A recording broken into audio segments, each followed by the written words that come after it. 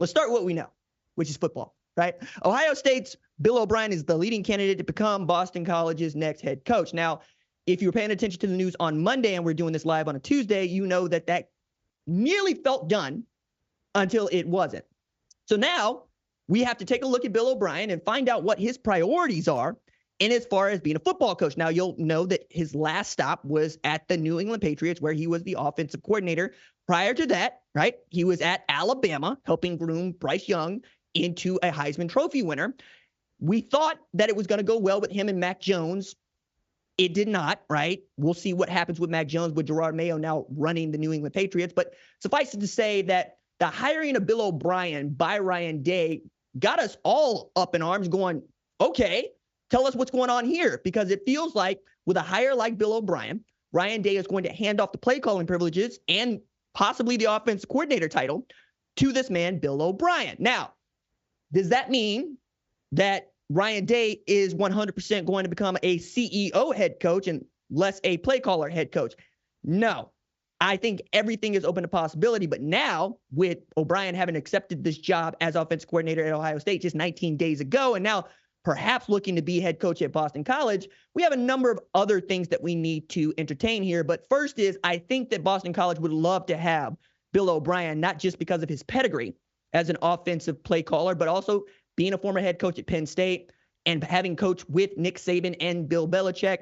And then obviously getting the kind of respect that comes from being on staff with Ryan Day, even if it's only for 3 weeks. Now, you should also know that he played high school ball not far from there at Denver, at St. John's Prep. He also played his college football at Brown, which I think is like an hour from Boston and is an Ivy League, right? He also grew up in and around the area and probably understands what it would mean to be head coach for the BC Eagles. Now, that job is difficult, and I think that's the reason that it is open. All right, so the last coordinator that Ohio State had to leave to go to Boston College wasn't that long ago, Jeff Hafley. Jeff Hafley, outstanding defensive coordinator. Actually, the last time that we saw Ohio State humming along in a way that they looked last year, frankly, with Jim Knowles, was when Jeff Hafley was the defensive coordinator and play caller. He also had dudes on his defense, including Chase Young, Nick Bosa, so forth, so on. When he went to Boston College, okay, it got off to a rocky start, and it never really picked up what we thought it was going to be. They had, I thought, the banner half of a second year, right, where they make a bowl game, but we're also looking around and asking questions about what's Boston College going to be in this new ACC. So was Jeff Hafley, who is now going to be an assistant coach with the Green Bay Packers. I think it also kind of lends itself to this idea of, does anybody want to coach college football? Well, I think the obvious answer to that is yes. But while we are waiting on Bill O'Brien to make a decision about becoming head coach at Boston College or remain offensive coordinator at Ohio State, Cory Dennis also is out at Ohio State, former quarterbacks coach, also renowned for bringing in guys like C.J. Stroud, among others, Kyle McCord, who ends up going to the transfer portal to Syracuse, but you understand what I mean there. They were pretty good right up until they take that L to Michigan, and then I can still argue that they were still pretty good, even with that depleted roster. But it was very clear that Bill O'Brien wanted to have some say over the quarterbacks and how the quarterbacks are being, well, groomed and produced. And Cory Dennis had found himself without a seat. Ohio State decided not to renew his contract this past January. He has since decided to take an offensive analyst job at Utah, which is an inspired choice for a guy that I thought was on a trajectory to be an offensive coordinator sooner rather than later at a major Power 5.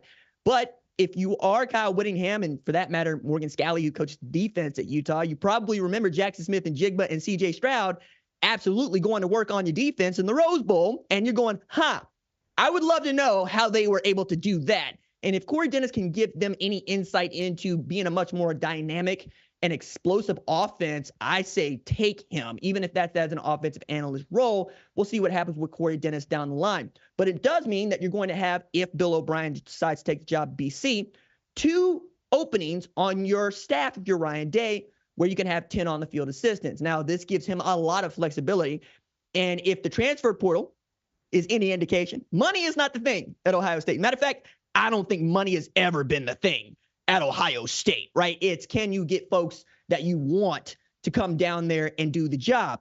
Now, candidates for the Ohio State coordinator job, if Bill O'Brien decides to be the head coach at BC. That, I think, is an interesting list. And while I'm usually loath to talk about coaches that already got jobs, I'm not so inclined to be quiet about Chip Kelly and how I think he would fit at Ohio State. Not the least of which is because Chip Kelly was already up for the offensive coordinator job for the Vegas Raiders that Cliff Kingsbury was supposed to take until Cliff Kingsbury took the job at Washington. And we'll still wait on what Chip Kelly decides to do, even if that's just remain at UCLA. But after losing Danton Lynn and a number of other assistants off of his staff, along with Dante Moore, former 5-star quarterback, I'm looking around and I'm going, wow, the cupboard seems kind of bare at UCLA. And maybe Chip Kelly's just kind of over it, because this is a man that UCLA fans were loud about wanting to get up out the paint just last November until he beat USC in a rout. Now, he ain't been great at UCLA. I think he's 500 in Pac-12 play. But I thought that he deserved the benefit of the doubt because I think Chip Kelly's a hell of a good football coach.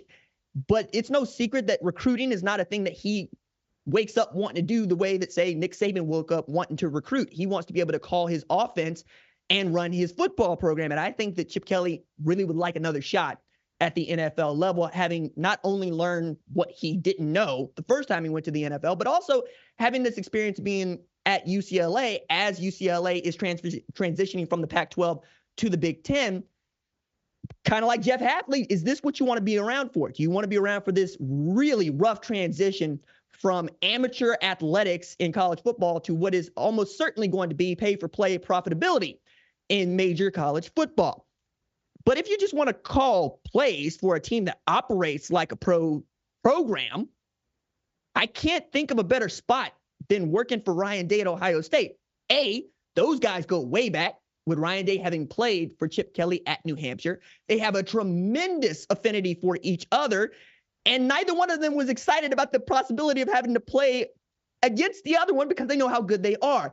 If they could form up like Voltron, I think that could be fun, right? But one thing would have to lead to another, and that's even if Ryan Day was inclined to want to go get his mentor to try to run the offense, which, I think would all make us feel good, but then it might get kind of rocky if it's not going the way that it needs to go on for Ohio State. That means beating Michigan. And this is a year in which Ryan Day's got to have it against Michigan. I find it asinine still, but I understand that's how Ohio State fans operate. Again, they do not count the days since they last beat Michigan. They count the seconds. They count the minutes. They are looking forward to November 30th more than any other game on the schedule every single year. But this year, especially as Michigan is defending national champion, not just Big Ten champion, and having won the last 3 straight.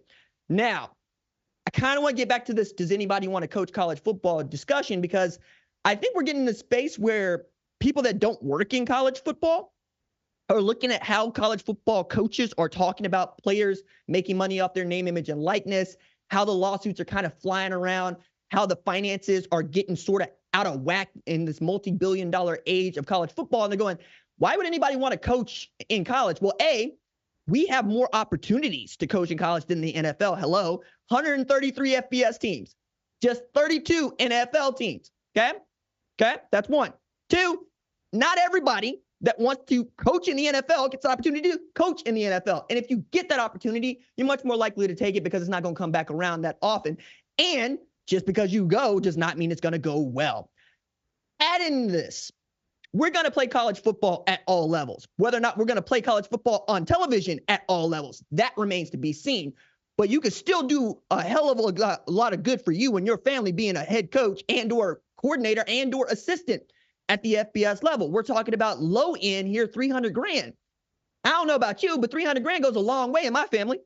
So yeah, I think people want to coach college football. And I think people want to help groom and grow young men. I really do think they believe in their ideals of, I can help your young man transition from a teenager to the kind of man that you can be proud of, who is a credit to his society and his community.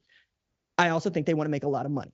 I think neither is mutually exclusive. So I'm curious to find out whether Bill O'Brien wants to take over a program that isn't great and is going to have a hard time in the ACC in Boston College, or whether he wants to continue to be among the winners, which Ohio State will most assuredly be, and coordinate an offense with really your pick at quarterback at this point. I mean, I know we got Will Howard penciled in as a starter here, but Devin Brown is still there. Julian Sayin is coming in. So is Aaron Nolan. You got options at the quarterback position in a way that If you like what you've seen, consider subscribing to the #1 college football show on YouTube, the Fox Sports app, or wherever you get your podcast.